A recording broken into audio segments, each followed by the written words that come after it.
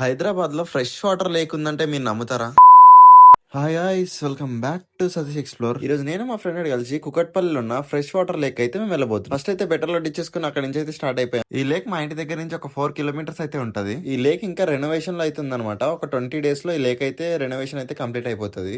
Entrance gate దగ్గర banner అయితే పెట్టారనమాట. హెచ్చరిక అని, ఎవరిని రానివ్వట్లేదు లోపలికి. ఎంట్రన్స్ లేదని చెప్పి మేమైతే బ్యాక్ సైడ్ నుంచి అయితే వెళ్ళామన్నమాట. కుకట్పల్లి లేక్ అంటే అందరికి గుర్తొచ్చేది ఐడియల్ లేక్ మాత్రమే. కానీ ఇప్పటి నుంచి కుకట్పల్లి అంటే గుర్తొచ్చేది ఈ నల్ల చెరువు.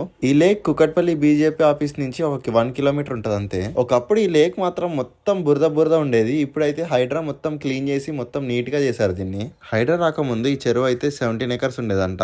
హైడ్రా వచ్చిన తర్వాత అయితే ఈ 27 ఎకర్స్ అయిందంట. ఈ చెరువు చుట్టూ చాలా ఇల్లులు అయితే ఉండేవి. ఈ హైడ్రా వచ్చిన తర్వాత వాళ్ళని అయితే ఖాళీ చేపిచ్చేశారు. కుకట్పల్లి సరౌండింగ్స్ ఉన్న వాళ్ళు ఈ రెనోవేషన్ కంప్లీట్ అయినాక ఖచ్చితంగా ఈ చెరువుకి రండి. చాలా అంటే చాలా బ్యూటిఫుల్ గా ఉంటది. మనం కూడా ఒక వీడియో చేద్దాం ఖచ్చితంగా ఈ రెనోవేషన్ కంప్లీట్ అయిపోయినాక. ఈ నల్ల చెరువు స్పెషాలిటీ ఏంటంటే దీంట్లో ఎటువంటి డ్రైనేజ్ వాటర్ అయితే కలవంట. ఓన్లీ రెయిన్ వాటర్ ఇంకా ఫ్రెష్ వాటర్ అయితే కలుస్తాయంట.